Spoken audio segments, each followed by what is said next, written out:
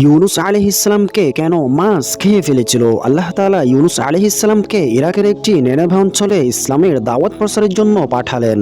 ইউনুস আলাইহিসসালাম সে অঞ্চলের মানুষগুলোকে আল্লাহর পথে ডাকলেন, জান্নাত জাহান্নামের বর্ণনা শোনালেন, কিন্তু সেখানকার মানুষগুলো ইউনুস আলাইহিসসালামকে অস্বীকার করলো। এভাবে দীর্ঘদিন তাদেরকে দাওয়াত দেওয়া হলো, তবু কেউ গ্রহণ করলো না। ইউনুস আলাইহিসসালাম তখন রাগ করে সে অঞ্চল থেকে চলে গেলেন। তবে আল্লাহ তাআলা সে অঞ্চল থেকে ইউনুস আলাইহিসসালামকে চলে যাওয়ার জন্য অনুমতি দেয়নি।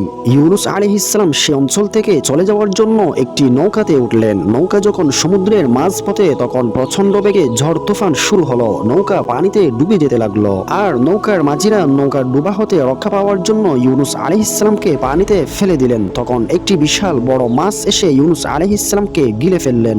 মাছের পেটে গিয়ে তিনি বুঝতে পারলেন তিনি আল্লাহ তাআলার নির্দেশ অমান্য করেছেন। তাই তিনি বিশেষ একটি দোয়ার মাধ্যমে আল্লাহর কাছে ক্ষমা চাইলেন।